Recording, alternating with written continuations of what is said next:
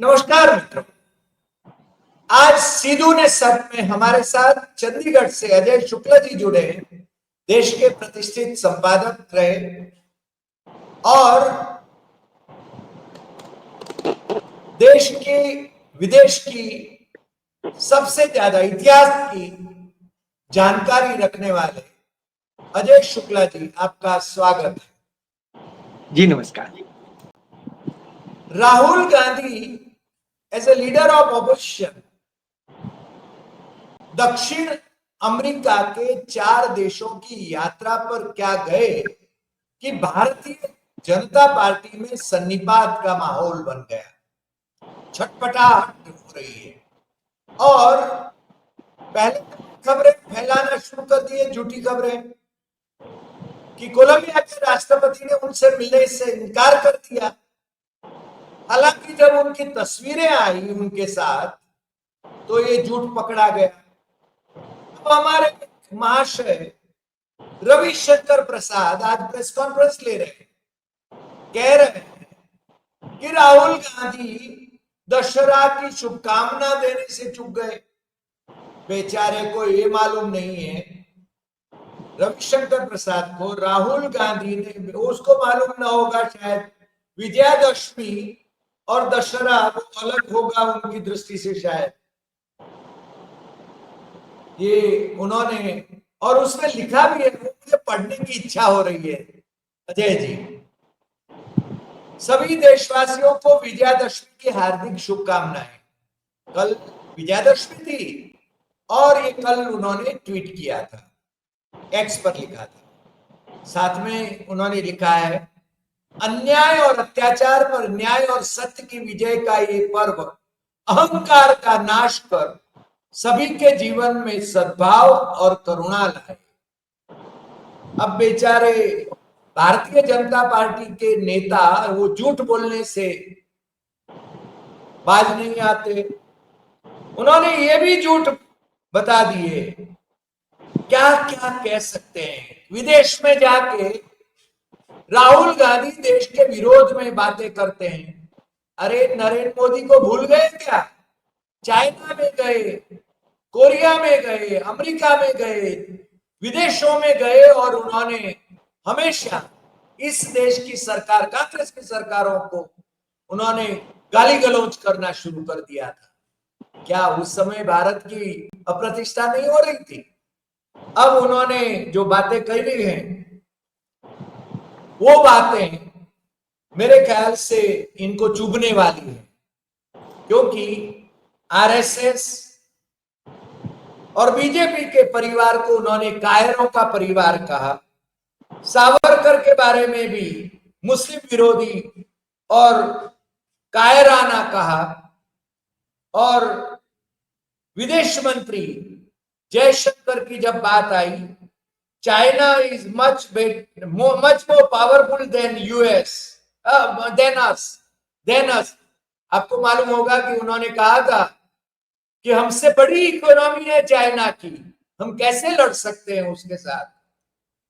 तो राहुल गांधी ने छात्रों को कहा, ये तब तालियों की गूंज पूरे ऑडिटोरियम को, यानी बहुत उसमें तालियों का गड़गड़ाहट हो रहा था।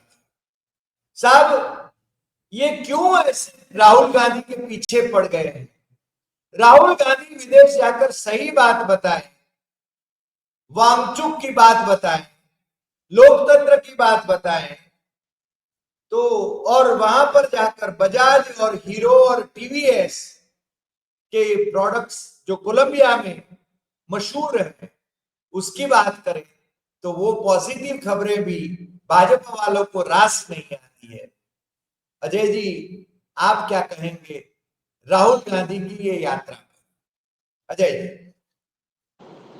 देखिए, मैं सबसे पहले इसी से शुरू करता हूं कि राहुल गांधी से एक सवाल पूछा गया एक यूनिवर्सिटी में कि आप गाली देते हैं, आप देश का अपमान करते हैं और वो करते हैं, तो उन्होंने क्या इसका जवाब दिया, मुझे लगता है वो सुनिए। Announcing that there's been nothing done in 60 years of independence, 70 years of independence. I remember him saying that, there's a lost decade of 10 years. There's unlimited corruption in India. I remember him saying them abroad. These were not things he said in India. These were things he said abroad. Right? So I have never defamed my country. I'm not interested in it. I will never do it. Of course, the BJP like to twist what I say. That's fine, and the media likes to sort of play it up. I mean, it gives you TRP. But the fact of the matter is, the person who defames India when he goes, but he said nothing happened in 70 years, right? Insulting every single Indian, insulting every single Indian's parents, grandparents. अब आप समझ लीजिए कि खुद नरेंद्र मोदी ने उल्टा भारत को अपमानित कराया, ना कि वो भी सुन लीजिए। एक समय था जब लोग, यार पता नहीं पिछले जन्म में क्या पाप किया था, हिंदुस्तान में पैदा हुए, ये कोई देश है, ये कोई सरकार है, ये कोई लोग है, चलो छोड़ो चले जाए कहीं और।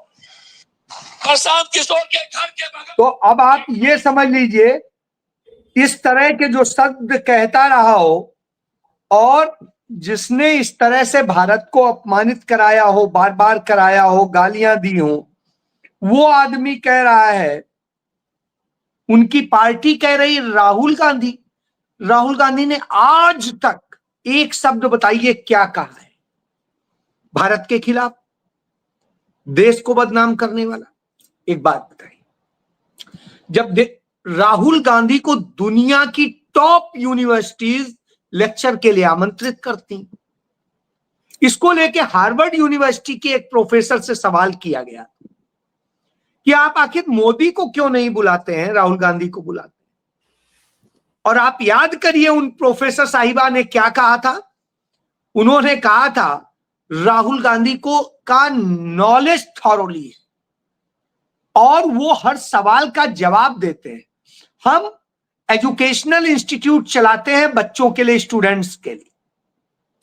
वहां स्टूडेंट्स सवाल चाहते हैं कि सवाल करें और हमारा जो लेक्चर देने वाला व्यक्ति है, गेस्ट है, वो उनके सवालों के जवाब दे जिससे उसे कोई लाभ हो जी। लेकिन नरेंद्र मोदी किसी सवाल का जवाब नहीं दे सकते हैं।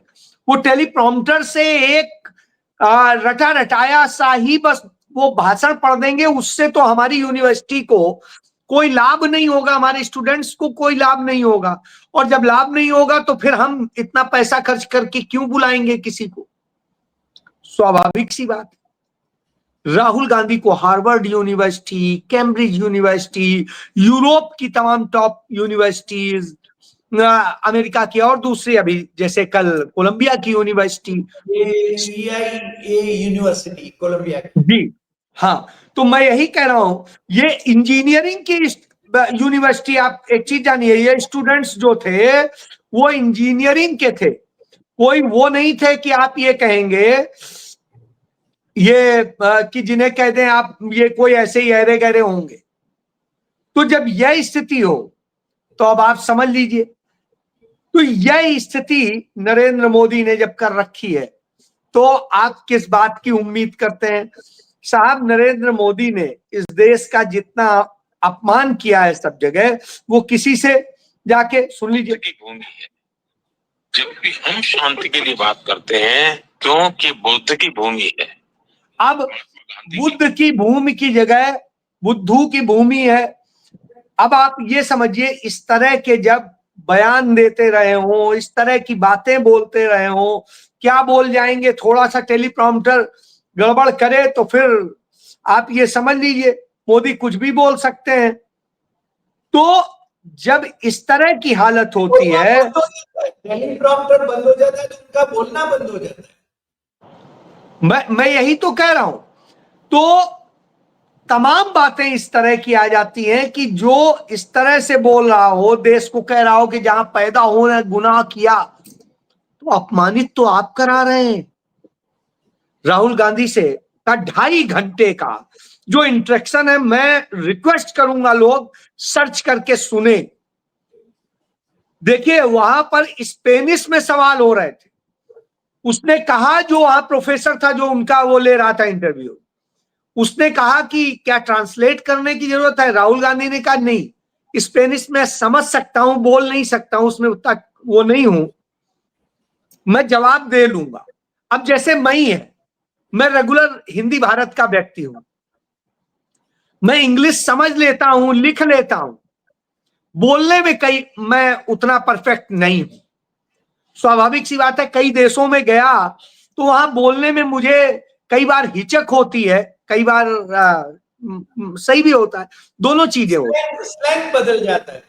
मैं हाँ बिल्कुल, मैं आपको बताऊं, मिस यूनिवर्स जो है मेरे से मिलने आई, मेरे फेसबुक पे आप देखेंगे, फोटो पड़ी हुई है साथ में, 1.5 घंटे डिस्कशन हुआ। अब आप बताइए, उन्हें तो हिंदी नहीं आती थी, कोई बीच में ट्रांसलेटर नहीं था, हम दोनों ने बात की, मैंने उन्हें इंडिया का इतना कुछ बताया, और चूंकि मैं उन दिनों आगरा था तो मैंने उन्हें बहुत सारी चीजें बताई। फिर वो वहां से लखनऊ स्पेशली इसीलिए गई क्योंकि मैंने उन्हें लखनऊ के बारे में कहा, उनका प्रोग्राम नहीं था। अभी हाल के दिनों में मुझे उनका एक मैसेज आया कि अब आप सोचिए, उनको याद था कि 2017 की बात, तो उन्होंने कहा इतने साल पहले आज ही के दिन हम मिले थे। अब आज सोचिए, तो इसका मतलब है इतनी बेहतरीन टॉक हुई होगी कि आज भी वो इतने सालों बाद याद कर रही है ब्रिटेन से। बहरहाल, मैं इसलिए कह रहा हूं कि आप यदि चीजों का वो रखते हैं, तो राहुल गांधी से आप देखिए, टेक्नोलॉजी पे बात होती, राहुल गांधी एआई बताते हैं, राहुल गांधी ड्रोन बताते हैं, राहुल गांधी इलेक्ट्रॉनिक्स पे बात करते हैं, राहुल गांधी और चीजों पे बात, राहुल गांधी बताते हैं कि किस तरह से चाइना प्रोडक्शन का हब बन गया और किस तरह से अमेरिका हो या भारत हो, ये किस तरह से कंज्यूमर बन के खड़े हो गए, और यही चाइना की ताकत बन गई और हमारी कमजोरी बन गई। हमें इस पर ध्यान देने की जरूरत है। उसके लिए उन्होंने टेक्नोलॉजी और उस पे काम जो करके और उसके बाद में उसे प्रोडक्शन में बदलने पे, इन सारी चीजों पे बात की, इनके सवाल जवाब हुए। राहुल गांधी से सवाल किया गया चाइना और भारत के स्ट्रक्चर पर क्या है और इसका जो है पॉलिटिकल क्या सीन है। जब यह सवाल आया तो राहुल गांधी ने तब उस पर चर्चा की कि चाइना और भारत में बहुत बड़ा अंतर है। भारत एक संवैधानिक लोकतंत्र है और चाइना ऐसा है, और उसको लेकर के उन्होंने डिफाइन जी। और उसके बाद में उसी में ही बात आई तो उन्होंने कहा कि डेमोक्रेसी के लिए सबसे बड़ा खतरा बीजेपी आरएसएस हो रही है, क्योंकि जिस तरह से ये हमला करते हैं। तब उन्होंने कहा कि ये कायर है, इनकी विचारधारा कायर है। क्यों? क्योंकि ये कमजोर पर हमला करते हैं, और जब ताकतवर खड़ा हो जाता है तो ये डर जाते हैं, झुक जाते हैं, सरेंडर कर देते हैं। और उसका उदाहरण उन्होंने नरेंद्र मोदी के ही मंत्री, विदेश मंत्री एस जयशंकर के उस बयान से दिया जिसमें उन्होंने कहा था, खुद कहा था इंटरव्यू में, आज भी आप सर्च कर लीजिए मिल जाएगा। तो उसमें उन्होंने कहा था चाइना बिगर इकोनॉमी है। ये तब कहा था जब भारत के, आप सोचिए, 21 सैनिकों को, मैं कर्नल समेत 20 सैनिक और एक कर्नल समेत 21 लोगों को निर्दोष हमारे उनको मार डाला था चाइना ने पीट पीट कर। और भारत का प्रधानमंत्री यह तक नहीं कहने की हिम्मत जुटा पा रहा था कि कोई घुसा है। तो उन्होंने क्या कहा था, न कोई घुसा है, न कोई घुस आया है, न कुछ है। इसके अलावा चाइना तमाम तरह से हम पर वो कर रहा था। हमने क्या कहा, हमने कर दी सर्जिकल स्ट्राइक, का है कि ऐप बंद कर दिए। अरे साहब, और पाकिस्तान को कह रहे हैं हमने सर्जिकल स्ट्राइक कर दी, क्या वहां बम गिरा दी। चाइना पे गिरा देते। चाइना ने तो घुस के हमारे यहां वो किया। हमारी करीब करीब 6000 वर्ग किलोमीटर की जमीन, दिल्ली से ज्यादा बड़ी जगह की जमीन उन्होंने कब्जा कर ली है हमारी। अब आप सोचिए, इतने हजारों किलोमीटर की उन्होंने जमीन कब्जा कर ली है, तमाम तरह से और कर रहे हैं। अभी अभी हाल की घटना है, आप गूगल कर लीजिएगा, उत्तराखंड में घुसा है और वहां पर भी उन्होंने कुछ कब्जा कर ली है जमीन। अरुणाचल में करीब करीब आप ये समझिए, अरुणाचल अब हमारा 35% जा चुका है उनके कब्जे में। मेरे दोस्त वहां के एमपी जो है बीजेपी के तापिर गांव, उसने खुद संसद में कहा, मैं सर नाम लेके बताता हूं, मेरे दोस्त सत्य गोपाल वहां के चीफ सेक्रेटरी थे और मेरे दूसरे परम दोस्त जो है आरपी उपाध्याय वहां के डीजीपी थे। मैंने उनसे बात की तो उन्होंने कहा भाई साहब आप क्यों सोचते हैं कि अरुणाचल प्रदेश पूरा हमारा है। हमने कहा मतलब, उन्होंने कहा एक दिन आप एक काम करिए, मैं आपसे, आप सिर्फ यहां आने का कर लीजिए, बाकी मेरी जिम्मेदारी, हम तो नहीं कह सकते हैं, बोल सकते हैं, आप जाके खुद देख लीजिएगा। और फिर उन्होंने मुझे कुछ वीडियोस भेजे थे, मैं सर्च करके किसी दिन आपको दिखा भी दूंगा, पड़े हुए हैं मेरे पास। और उन्होंने दिखाया था कि इसके आगे डीजीपी खुद नहीं आगे जा सकता है, छोड़ दीजिए बाकी किसी की बात, चीफ सेक्रेटरी और डीजीपी नहीं जा पा रहा है तो आप किसी की बात क्या करेंगे। ये स्थिति कर दी है, ये 2017 से लगातार ये हालत।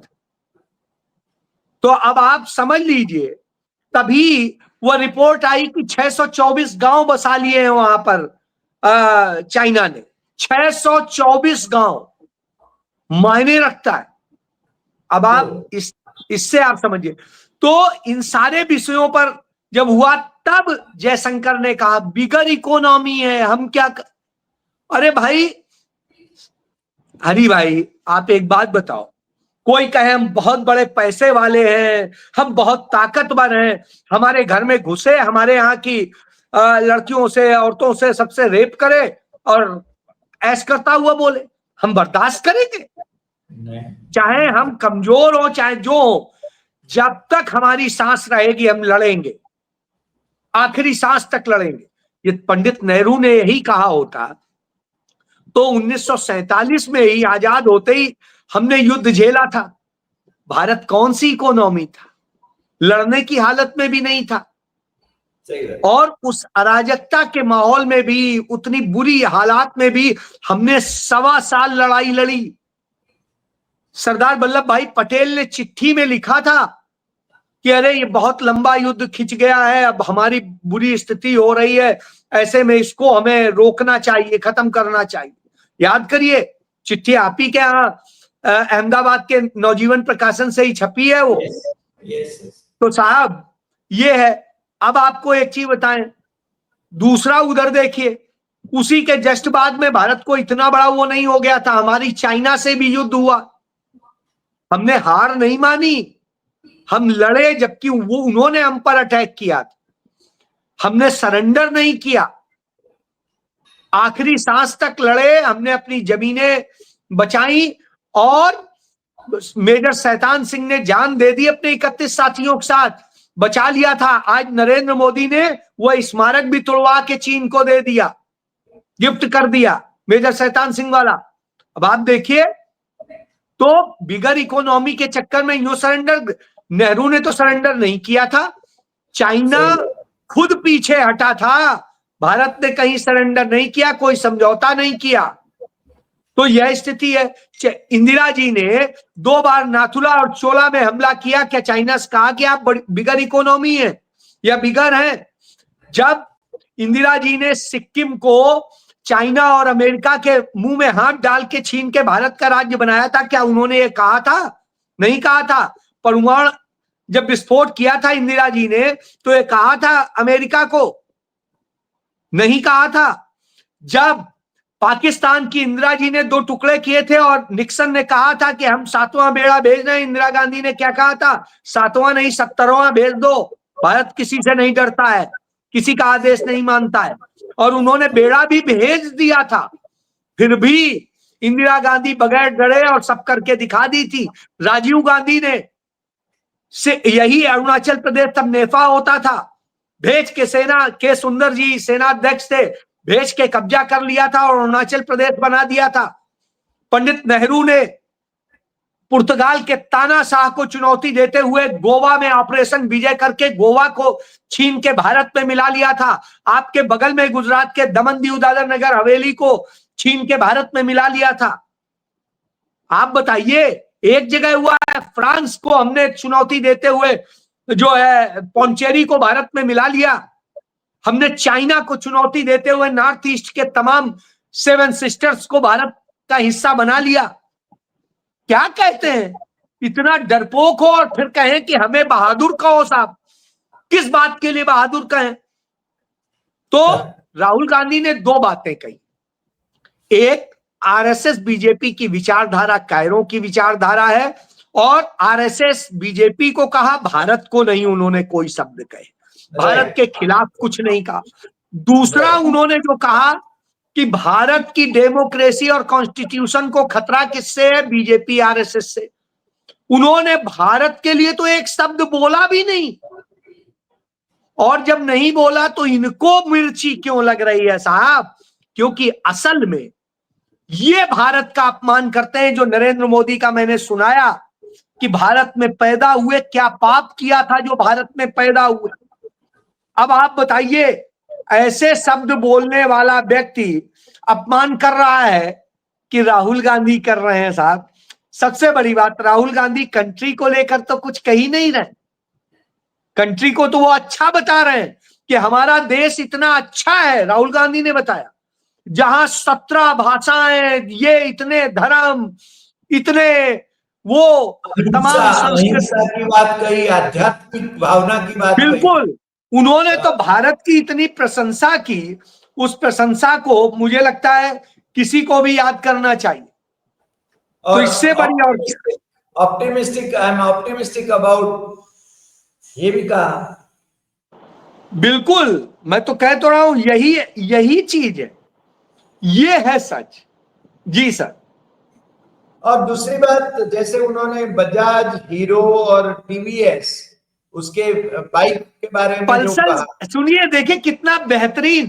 पल्सर चलाकर उन्होंने बताया कि ये स्वदेशी का असली मॉडल है, और गर्व कहा कि हमें गर्व होता है यहां पर इनकी देख के। और उन्होंने कहा क्रोनी कैपिटलिज्म को भी उन्होंने कहा कि उसके बूते नहीं, इनोवेशन के बूते खड़ा हुआ जाता है। देखिए आप, यह बताया उन्होंने। और जो बताया जिस तरह के, आप देखिए मैंने क्या कहा था, वो वहां के व्यापार जगत से मिलेंगे, तमाम वो करेंगे। 2 चीज बताओ, दवाओं का जो सबसे बड़ा काम होता है वो हैदराबाद और उधर के क्षेत्र में होता है जो तेलंगाना में आता है, और इधर हिमाचल के बद्दी और इधर होता है। राहुल गांधी ने वहां के व्यापार जगत से और पॉलिटिशियन से बात करके ये किया, अमेरिका पर दबाव बनाया है कि वो दवाओं पर जो 100% टैरिफ लगाया है वो खत्म करे, और या कम करे, सिंबॉलिक करे। और इस दिशा में अमेरिकी सरकार ने कदम उठाना भी शुरू कर दिया है। मैं बताऊं, बहुत बड़ी, जो काम प्रधानमंत्री नहीं कर सके वो काम राहुल गांधी कर रहे हैं। और भाजपा उनको बदनाम करने पर तुली हुई। कुछ है नहीं ना, तो क्या करेंगे? अपना बताने के लिए कुछ है नहीं, झूठी कहानियां झूठा गढ़ते हैं। आपने देख ही लिया, संघ के स्थापना दिवस पे कितने झूठ बोले गए हैं, तो साहब वही झूठ है। नहीं, और रविशंकर प्रसाद अभी प्रेस कॉन्फ्रेंस लेके कह रहा है कि दशहरा को उन्होंने वो शुभेच्छा नहीं प्रेषित करी, और हमारे पास तो उनका ट्वीट है दशहरा। सर आप एक चीज, मैं यही देखिए आप, कि हम आप कहते हैं इसको, राहुल जी ने कितने बजे ट्वीट किया? सुबह सुबह, अर्ली मॉर्निंग, जब हमारे लोग सो के नहीं उठे होंगे तब राहुल जी ने ट्वीट कर दिया था इसको लेके। आप देखिए, सुबह टाइम भी देख लीजिए, वो देख लीजिए। सुबह मैं 9 बजे उठा हूं, 8:44 पे ट्वीट हो गया था। यस, ये आप देखिए, है ना, टाइम आ रहा है 8:44। तो साहब, बेचारे रविशंकर प्रसाद को मालूम न होगा दशहरा क्या आप है, पढ़ के सुनाई चुके हैं कि उन्होंने कहा क्या। तो अब इससे ज्यादा और क्या क्या, और यही नहीं, इसमें फेसबुक पे, इंस्टा पे, सब जगह उन्होंने कर दिया। यस। तो इससे आप समझ लिया। अब लेकिन झूठ बोलना हो कोई, और यही नहीं किया, इसके अलावा गांधी जी को भी उन्होंने किया, गांधी जी के अलावा उन्होंने लाल बहादुर शास्त्री जी को भी किया, उनके कामराज अलावा को किया है, कामराज के, को किया है। और के कामराज को किया। आप देखिए ना, सबको किया। और यही नहीं, स्वतंत्रता संग्राम सेनानी और समाजवादी विचारक जो थे, जिनकी डेथ भी हुई, हाँ, उनको भी किया। मैं यही कह रहा हूं, उन्होंने ऐसा नहीं किया। और जब शाम को भोपाल और में जो दुर्घटना हुई प्रतिमा, उसके दौरान उसको ले भी उन्होंने रात को किया। एक एक घटना पर जो व्यक्ति कर रहा है, और सुबह इस बाइक के साथ में उन्होंने, आप देखिए, तो शानदार, बिल्कुल। तो यही मैं कह रहा हूं कि so Indian companies can win with innovation, not cronies. तो अब आप बताइए, इतनी बड़ी बात तो कह रहे हैं, इसलिए इन्हें तकलीफ है, क्योंकि ये क्रोनी कैपिटलिस्ट हैं और उनके साथ में काम करते हैं। जी जी। अजय जी, आज आपने हमारे साथ जुड़कर राहुल गांधी की ये विदेश यात्रा, विशेषतः कोलंबिया की, उस पर बात करी। उसके लिए हम आपका शुक्रिया अदा करते हैं और फिर मिलेंगे नए एपिसोड में नए विषय के साथ। आप दर्शकों की ओर से भी हम आपका शुक्रिया अदा करते हैं। नमस्कार।